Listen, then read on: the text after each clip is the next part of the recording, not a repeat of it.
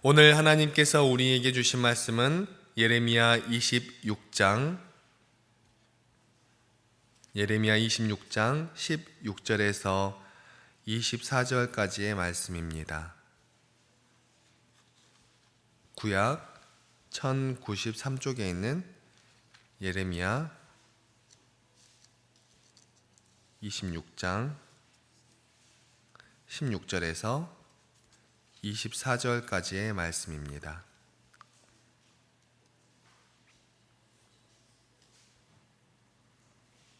한 절씩 교독하시고 마지막 절은 함께 읽도록 하겠습니다. 고관들과 모든 백성이 제사장들과 선지자들에게 이르되 이 사람이 우리 하나님 여호와의 이름으로 우리에게 말하였으니 죽일 만한 이유가 없느니라.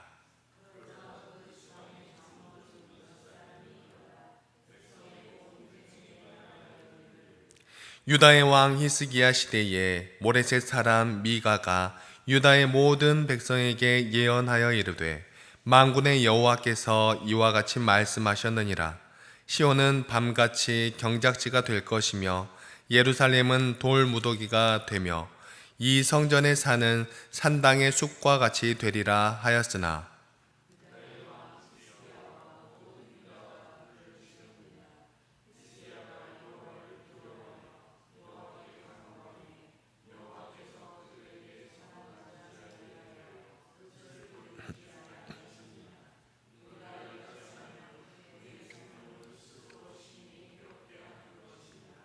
또 여호와의 이름으로 예언한 사람이 있었는데 곧 기럇 여아림 스마야의 아들 우리아라. 그가 예레미야의 모든 말과 같이 이 성과 이 땅에 경고하여 예언하매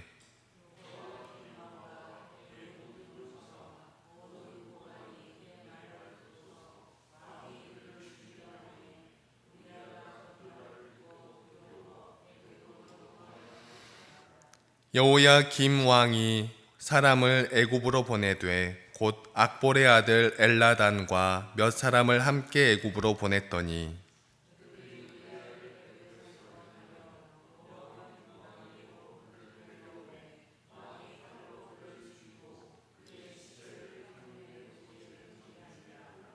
사반의 아들 아히감의 손이 예레미야를 도와주어 그를 백성의 손에 내어주지 아니하여 죽이지 못하게 하니라.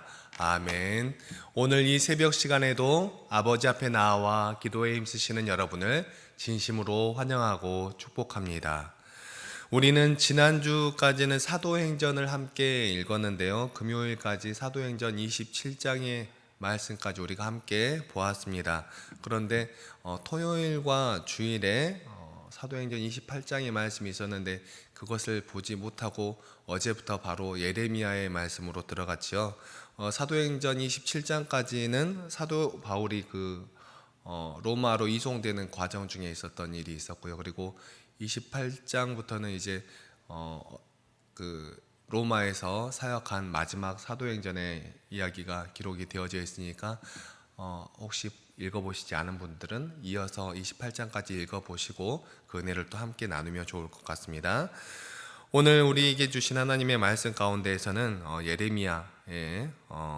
예레미야가 살았던 시대가 어떤 예레미야의 그 말씀이 담겨져 있는데 우리가 이 예레미야를 함께 보기 이전에 예레미야가 살았던 상황이 어떠한 상황이고 또 예레미야가 어떠한 사람이었는지 어떤 상황인지 잘 알고 있으리라고 생각이 되어지지만 그래도 성경의 바른 이해와 말씀의 바른 방향을 제시하기 위해서 당시의 상황과 또 예레미야의 모습에 대해서 간단하게 나누고 오늘의 말씀을 들어가 보려고 합니다.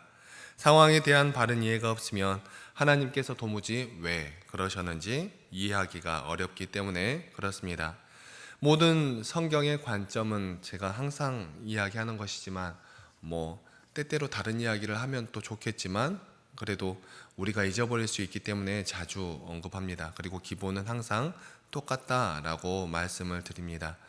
그것을 기억하고 있어야 합니다. 그 기본이 무엇인지, 하나님께서 우리를 왜 만드셨고 또 이스라엘 백성들은 왜 그렇게 되는지, 또 하나님께서 예수님을 왜 보내주셨고 우리는 예수님을 어떻게 믿고 살아가야 하는지에 대해서 항상 말씀을 드립니다. 하나님께서 우리 사람들에게 바라시는 것은 또 우리에게 어떤 일을 시키시려 하는 것이 아니라 우리와 하나님은 행복하게 즐겁게 살아가기를 원하신다는 것을 기억해야 한다는 것입니다. 그러니까 기본적인 것이지만 잊어버리기 쉬운 그 기본을 붙잡고 있으면 엇나갈 일도 없고 좌로나 우로나 치우칠 일도 없기 때문에 다시 말씀을 드립니다.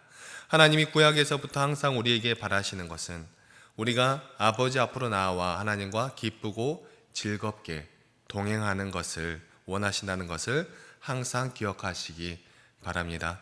그것을 위하여서 율법도 주셨고 그것을 위하여서 선지자들도 보내셨고 그것을 위하여서 예수 그리스도도 보내셨고 또 그것을 위하여서 사도 바울도 보내시고 제자들도 보내고 또 이 세상 가운데 그리스도인들을 세우셨다 하는 것을 항상 생각하며 기억하며 말씀으로 나아갈 수 있는 우리가 되시기를 소망합니다. 하나님은 알파와 오메가요, 처음과 끝이 동일하신 분이십니다. 우리는 그런데 말씀을 볼 때 구약에서는 이런 하나님, 또 그 다음에는 이런 하나님, 또 신약에는 예수님을 통해서 이런 하나님, 이렇게 이해하시는 분들도 있을 수 있는데 그러한 것이 아니라 하나님은 처음부터 똑같이 우리에게 같은 것을 바라셨고 또 우리가 같은 모습으로 살아가기를 원하셨다 하는 것을 기억하셔야 한다는 것입니다. 여러분은 하나님의 나라인 이스라엘이 예레미야의 때처럼 왜 멸망해야 하는지 생각해 보신 적이 있으십니까? 그리고 그러한 일이 오늘날을 살아가고 있는 우리의 삶 가운데는 일어나지 않으리라고 확신하고 계십니까? 저는 두렵습니다. 하나님의 백성이 예수님을 믿고 그 믿음으로 살아가는 하나님의 백성들이 예레미야의 때와 같은 이런 일을 또 당하지 말라는 법이 없기 때문에 그렇습니다. 지금 예레미야가 살아가고 있는 시대의 상황을 한마디로 정의하면 이렇습니다. 하나님의 백성이 하나님의 뜻대로 살아가지 않아서 하나님께서 그 백성을 멸망시키려 하시는 상황. 한마디라고 하였는데 조금 길지요. 다시 한번 말씀드리면 하나님의 백성이 하나님의 뜻대로 살아가지 않아서 하나님께서 그 백성을 멸망시키려 하시는 상황. 지금 예레미야의 때가 그런 상황이라는 것입니다. 하나님은 하나님의 백성을 이 땅 가운데에서 지워버리려고 하십니다. 그 이유는 그 백성이 하나님의 뜻대로 살아가지 않고 있기 때문입니다. 조금 전에 말씀드렸지요. 하나님은 우리 인간을 왜 만드셨다고요? 우리와 교제하시면서 즐겁고 행복하게 보내시려고요. 그런데 그것이 누구로 인해서 부서져 버렸습니까? 여러분들도 잘 아시다시피 아담의 범죄로 인하여서 하나님과의 관계가 깨어져 버렸지요. 그리고 하나님은 그렇게 하나님과의 관계가 부서져 버린 인간을 이 땅 가운데 홀로 살아가도록 두지 않으시고 자꾸 찾아오셔서 사람들을 부르셨습니다. 하나님의 백성들을 부르셨죠. 그러다가 아브라함의 때에 아브라함을 부르셔서 네가 복의 통로가 될 것이다 말씀하십니다. 그리고 이스라엘 백성을 세우시죠. 흔히 하나님의 백성이라고 하는 백성은 이 아브라함으로부터 시작된 것을 우리는 알 수 있습니다. 그리고 하나님은 이 백성을 통하여서, 그러니까 아브라함으로부터 시작된 이 이스라엘 백성들을 통하여서 세상 모든 사람들이 아버지께로 돌아오는 그러한 복을 받게 하시려고 이 사람들을 사용하기 시작하십니다. 아브라함에게 말씀하신 것이죠. 네가 복이 될 것이다. 이 복이라는 것은 세상적인 복을 받겠다는 그런 뜻을 말씀하신 것이 아니라 하나님과의 관계가 단절되어 버린 그 사람 가운데로 아브라함아, 내가 너를 사용하여서 네가 복이 되어서 이 사람들 가운데 다시 관계가 회복되는 그런 관계로 삼을 것이다 라고 하는, 복으로 만들어주겠다 하는 그런 말씀을 하시는 것입니다. 그렇기 때문에 여기서 나오는 복이라는 것은 세상에서 우리가 생각하는 일반적인 복이 아니라 하나님과의 관계가 회복되어지는, 이 세상 모든 만물의 창조주와 관계가 회복되어지는 그러한 복을 말씀하시는 것입니다. 그렇기 때문에 이스라엘은 하나님의 말씀을 맡은 나라이며 또 우리 하나님께 선택한 백성들은 하나님의 말씀을 맡은 사람들이기에 그들에게 세상적인 복도 주시기도 하십니다. 하지만 그 백성들은, 이스라엘 백성들은 복에 겨워서 복만을 따라가다가, 그러니까 하나님과의 관계가 회복되어지는 그러한 복을 바라보고 나아가는 것이 아니라 이 세상에서의 하나님께서 우리에게 주시는 그러한 복을 따라 나아가다가 이제는 하나님이 목적이 아니라 과도한 세상의 복을 따라 나아가게 됩니다. 그러한 세상의 복을 따라가기 위하여서 하게 된 행위가 세상의 다른 민족들이 섬기고 있는 우상들을 섬기게 되는 것이죠. 그렇게 세상 사람들을 하나님께로 이끌어야 할 복의 통로가 된 그 사람들이 하나님이 주시는 복을 넘어서서 더욱더 큰 복을 받기 위하여서, 그러니까 다른 개념의 복, 이 세상에서 복, 하나님께서 부어주시는 그 은혜와 사랑을 따라 나아가면서 받는 세상적인 복을 넘어서서 그 이상의 것을 받기 위하여서 노력하면서 나아가는 그러한 것을 나아가다가 우상을 따라 나아가기 시작합니다.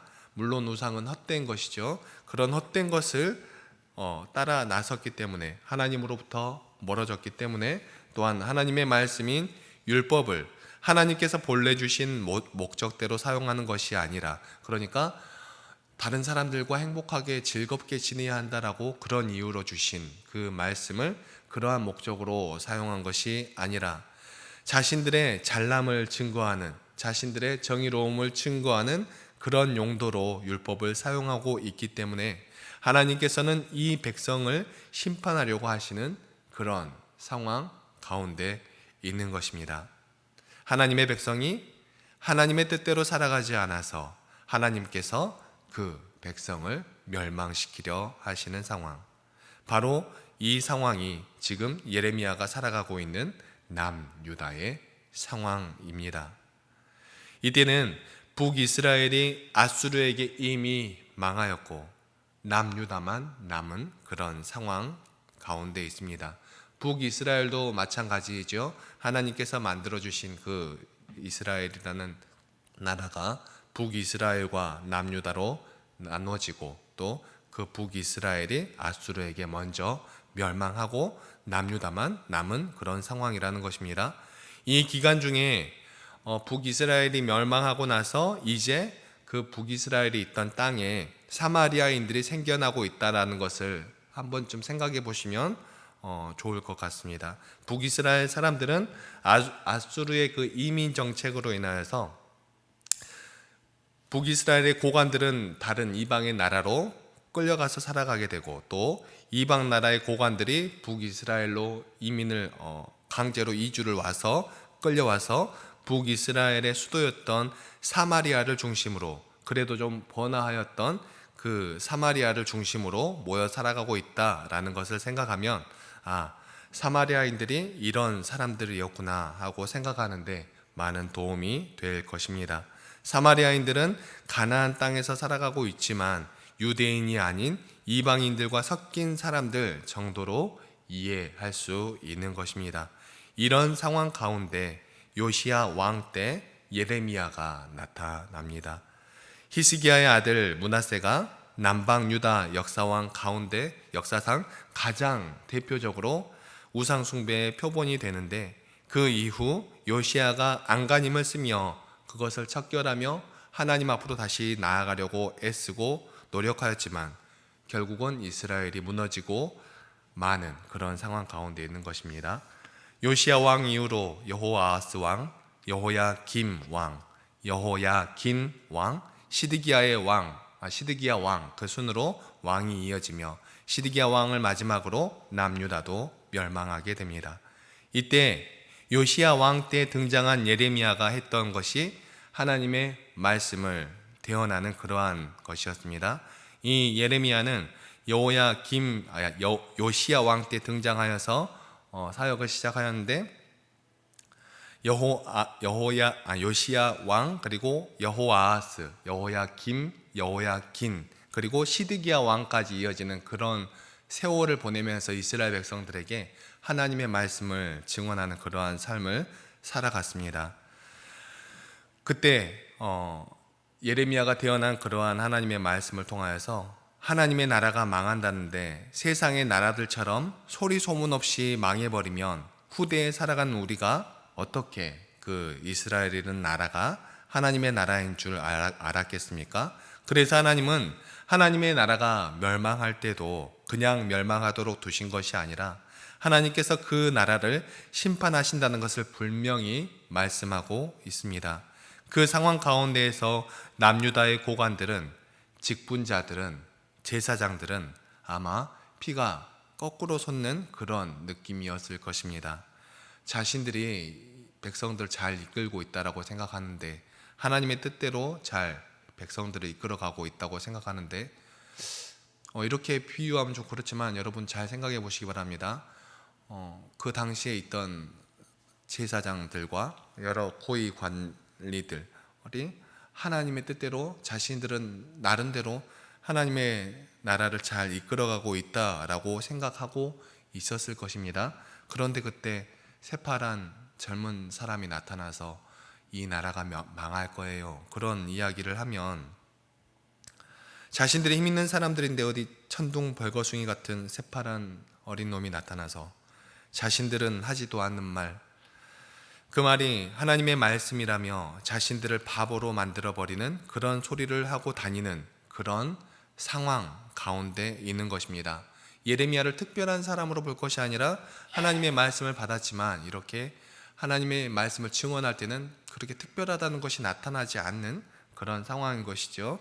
그런 상황 가운데 있었던 상황, 이제 그 시작이 어제 말씀에 담겨 있었던 말씀입니다. 그러니까 어제 말씀에서는 하나님께서 아무 이유도 없이 남유다의 백성들을 심판하려고 한다는 그런 말씀들이 아니라 전능하신 하나님께서 그 백성들을 사랑하시어서 심판하시려고 하는 그 순간에도 그것을 백성들에게 말씀하시고 있었던 그런 상황이었다라는 것입니다. 그 이유는 조금 전에도 말씀드렸듯이 후대의 사람들인 우리들이 그것을 바라보고 그것이 하나님의 뜻이었구나 하는 것을 알게 하는 것과 또 마지막으로 이스라엘 백성들에게 마지막으로 다시 한번 기회를 주는 그런 의미가 담겨져 있습니다.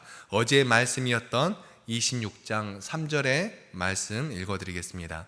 그들이 듣고 혹시 각각 그 악한 길에서 돌아오리라. 그리하면 내가 그들의 악행으로 말미암아 그들에게 재앙을 내리려 하던 뜻을 돌이키리라. 아멘.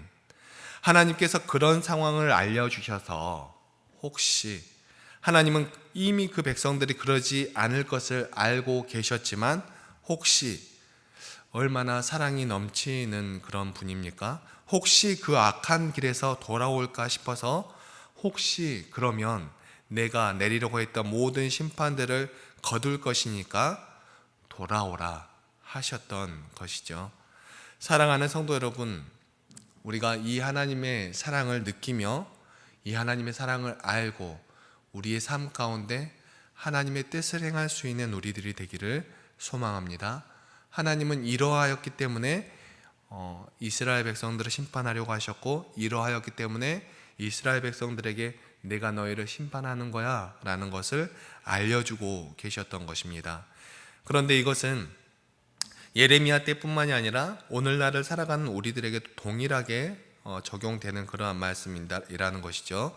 우리가 모두 하나님의 뜻을 따라 살아가기를 하나님은 바라시고 계신다는 것입니다. 그 하나님의 뜻은 오직 예수님을 믿고 예수님께서 보여주신 그 사랑을 우리의 삶으로 나타내며 살아가는 그러한 삶을 살아가는 것입니다. 물론 우리가 어떻게 예수님처럼 능력 있는 그러한 삶을 살아갈 수 있겠습니까? 우리는 잘 알아야 합니다.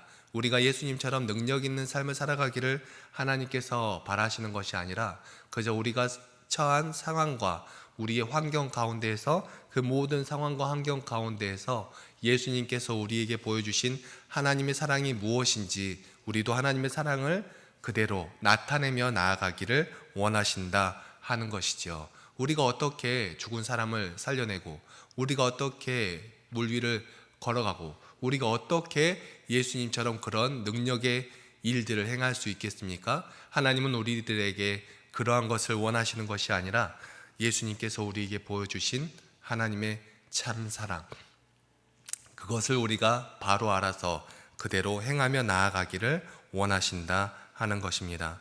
그리고 그 하나님의 뜻은 그렇게 우리가 하나님과 동행하며 나아가는 것이었기 때문입니다. 이 예레미야를 통하여 전하고자 하였던 하나님의 뜻이 이것이었습니다. 그런데 그것을 전하자 사람들은 오히려 이 예레미야를 죽이려고 들지요. 그리고 이어지는 오늘의 말씀에는 죄 없는 사람을 죽이는 것이 율법이냐며 변호하는 사람들이 나타납니다.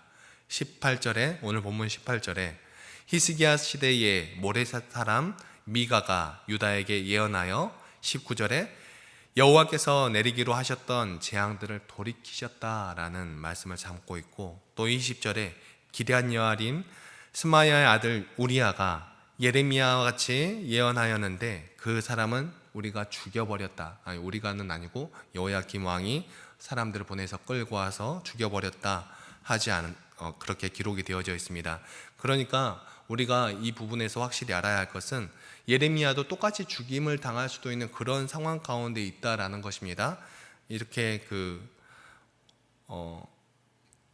이 앞서 스마야의 아들 우리야가 예레미야처럼 예언을 하였지만 그 예레미야처럼 예언한 그 사람을 죽여버린 일이 있었던 것을 기록한 것은 특별한, 내가 예레미야가 특별하게 들려져서 하나님의 손에 쥐어져서 권능으로 쥐어져서 사용되었다라는 것이 아니라 우리처럼 평범한 사람인데 그 가운데 하나님의 역사가 나타나서 예레미야는 바른 말을 하기 시작하여서 자신이 죽을 수도 있는 상황, 그 상황 가운데에서 하나님의 말씀을 증언하였다라는 것을 기록하고 있는 것이죠. 예레미야가 특별한 사람이라 이렇게 기록된 것이 아니라 이스라엘 자체가 하나님의 축복의 통로가 되기를 바라셨던 것이, 그러니까 축복의 통로라는 것은 이 세상 물질적인 그러한 것, 여러 가지 이 세상 현세의 복을 받는 것이 아니라 아까도 말씀드렸듯이 하나님과의 관계가 회복되는 그 복의 통로가 되기를 바라셨다라는 것이 하나님의 뜻이었다는 것을, 그리고 하나님의 지금도 바라시는 하나님의 뜻이라는 것을 우리가 언제나 기억해야 한다라는 것입니다.